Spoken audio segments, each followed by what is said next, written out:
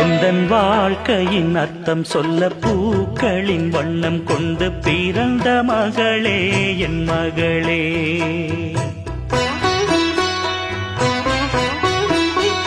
நான் வாழ்ந்தது கொஞ்சம் அந்த வாசத்தில் வந்துதித்து உயிரில் கலந்தா என் உயிரே. உன் பூவிழி குறுநகை அதில் 1000 கவிதையே. எந்தன் வாழ்க்கையின் அர்த்தம் சொல்ல பூக்களின் வண்ணம் கொண்டு பிறந்த மகளே என் மகளே.